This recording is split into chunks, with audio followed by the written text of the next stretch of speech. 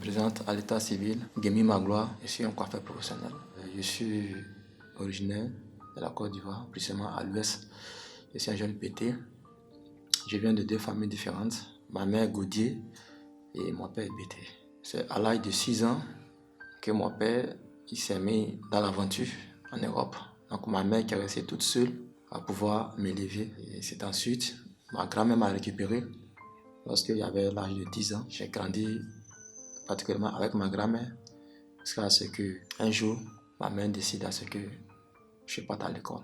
Mais avant ça, j'étais toujours avec ma grand-mère. J'avais commencé à aller à l'école à l'âge de 7 ans au village. Et aujourd'hui, le village s'appelle Gaoui. C'est un village guibier, précisément à Lakota. Et ça n'a pas été facile pour moi parce que tout enfant a besoin de la présence de ses deux parents. Mais moi, ça n'a pas été le cas. J'étais avec ma grand-mère, une grand-mère vraiment qui avait un caractère aussi difficile. Mais je pense qu'elle m'a élevé dans l'amour et ça m'a permis aujourd'hui d'être ce que je suis. Et pour vous dire que ma mère n'a pas vraiment supporté l'absence de mon père parce qu'elle s'est vue rejetée pendant qu'elle était encore tout petit. Et ma mère seule a souffert. Une femme qui est abandonnée par son mari, qui n'est plus là, qui brave la vie toute seule pour nourrir son enfant. Et ma mère a souffert beaucoup. Et aujourd'hui, ma mère se réjouit du fait que je n'ai pas emprunté une voie autre, mais j'ai suivi les conseils que ma grand-mère m'a donnés, ainsi qu'elle aussi. Donc aujourd'hui où je vous parle, mon père est toujours en Europe. J'ai eu le CP, ainsi que j'ai fait la classe de 3e et je me suis arrêté en classe de terminale parce que ça n'a pas été facile. J'ai vécu chez mon oncle, le petit frère à ma mère, depuis Tia-Salé. C'est là-bas que j'ai terminé l'école primaire et quand j'ai eu le CP, j'ai fait le lycée municipal à Divo précisément. Étant chez mon oncle, en tout cas les choses ont changé parce que du village, je viens vers la ville. Donc, j'ai commencé à devenir quelqu'un, comme on peut le dire. Parce que étant au village, il y a certaines choses que je ne connaissais pas. Mais arrivé en ville, j'ai commencé à m'habituer à certaines choses.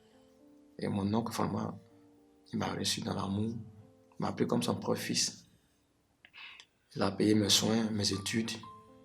Et jusqu'à en classe de 3e, qu'il a cherché à savoir où se trouvait mon père et comment est-ce que mon père devrait maintenant continuer le reste de mes études. Et c'est comme ça. En 2003, je suis quitté chez mon oncle, Koudou Ambroise, et je suis venu à Abidjan. C'est là, à Abidjan, j'ai fait la classe de seconde, première, terminale. Et là, maintenant, j'étais chez le frère de mon père, son petit frère, qui s'appelle M. Guémy Ferdinand. Et je salue mon oncle. Je le considère comme un père. Si vous voyez cette vidéo, vraiment, je le salue pour tout ce qu'il a fait pour moi. Comment je suis rentré dans le métier de la coiffure? Disons, la coiffure, c'est ma passion. Voilà, comme tout le monde peut le dire, c'est ma passion. Depuis la classe de 6e, souvent je me cachais à ma descente de l'école. Je me cachais et je partais rendre visite à un vieux père qui s'appelle Thomas, Kona Thomas. Je ne sais plus s'il est là, mais c'est ce monsieur qui partait dans son salon. Je l'assistais. On bavardait à ces heures où il n'y a pas de clients. Je causais avec lui. Et vraiment, j'ai vu quelque chose de précieux dans ce métier. J'ai aimé ce métier. Et souvent, il arrivait que, tellement que je voulais découvrir comment la coiffure se passe, je fais des revues. Je regarde des sites de coiffure, tout ça, les salons de coiffure. Et souvent, j'ai mes cousins qui me disent, mais tu fais quoi avec ça? Et je dis non, c'est rien. Je vais choisir une coiffure pour me coiffer. Alors que j'avais en moi quelque chose qui devait naître. C'est vrai, on a envie de poursuivre les études et même devenir ce que l'on veut devenir. Mais c'est Dieu qui souvent change nos directions. Sinon, moi, si on me demande aujourd'hui qu'est-ce que tu voulais être après les études, je voulais être un directeur de télécommunications en Côte d'Ivoire. Parce que j'aimais beaucoup les télécommunications, les réseaux téléphoniques, tout ça. Je voulais vraiment être un homme qui allait aider son pays dans ce sens. Mais bon, l'avenir a décidé autrement. L'amour du métier, une passion qui naît en moi. Et ma mère, c'est une fois prise à moi que j'ai souffert.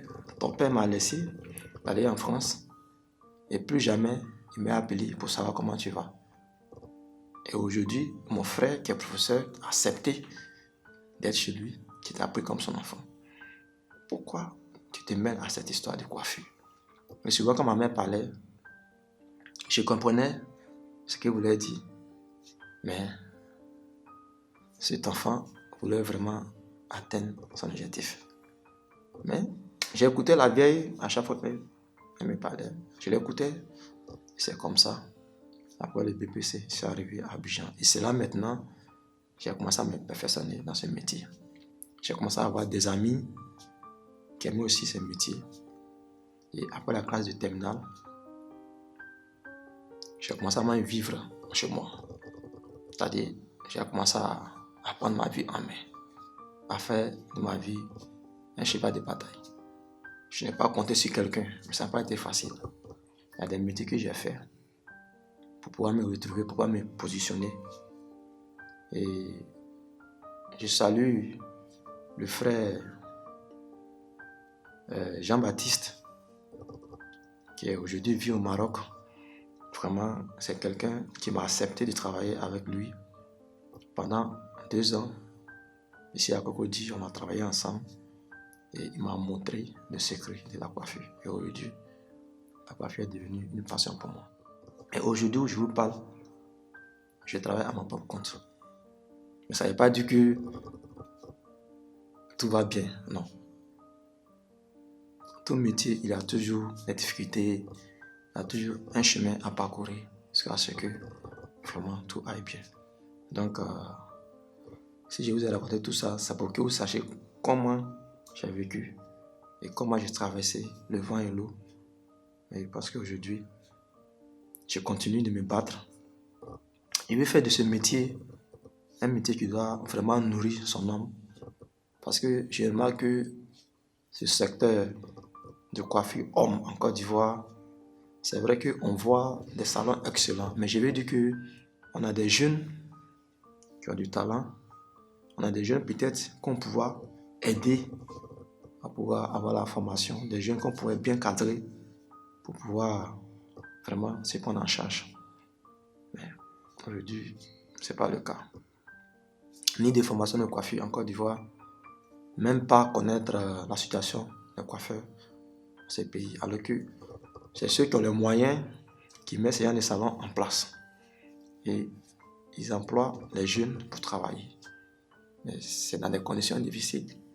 Normalement, quand tu as un métier et que tu travailles, ce métier doit te permettre de te prendre en charge. On travaille à des longueurs de journée, mais le salaire qu'il perçoit ce coiffeur, vraiment, ne peut pas l'aider à pouvoir se réaliser. Donc si vous me voyez aujourd'hui devant une caméra, ne dites pas que j'ai de l'argent, non. Mais c'est pour faire entendre ma voix à celui qui veut nous faire comprendre. Aujourd'hui, si il n'y a plus de salon en bois, ou bien un salon qui se trouve quelque part, qui n'est pas éclairé et qui n'a pas tous les moyens, qui n'a pas tous les outils. Et souvent, c'est dans des conditions précaires que les gens travaillent. Je peux dire que c'est une situation alarmante. Mais si nous faisons tout notre possible pour mettre en place des salons professionnels où tu as un certificat de formation et tu as un salon professionnel et tu travailles, vous pensez que cette personne pourra se prendre en charge? Il peut même se marier, il peut même vivre à l'aise. Le métier de la coiffure, c'est un métier qui est beaucoup rentable. Même ceux qui ne sont pas coiffeurs, ils ont des salons de coiffure, ils savent combien ils gagnent. Normalement, le salaire d'un coiffeur, je peux dire qu'un coiffeur qui a reçu une formation, voilà, et qui connaît ce métier, normalement son salaire, ça doit pas être de 150 000. Maintenant, pour celui qui n'a pas fait la formation et qui a appris sur le temps, on peut dire que lui, il peut percevoir un salaire de 50 000 francs, de 60 000 francs. Mais pour celui qui a reçu une formation, il a un diplôme. Voilà. Donc, quand il vient travailler, en tout cas, il connaît le métier. Voilà. Comment tenir les cheveux, tout ce qui est produit, tout ce qui est accessoire, tout ça, il connaît. Donc, il fait le travail comme il le faut pour satisfaire la clientèle. Donc, un coiffeur qui a une formation, qui est équipé, un salaire de 150 000 francs. Normalement, c'est le salaire que moi, je propose. Avec ce salaire, il peut payer son loyer. Il peut même commencer à économiser un peu et nourrir sa famille. j'ai créé une association, mais je pense que bientôt, par la grâce de Dieu, l'association sera mise sur pied.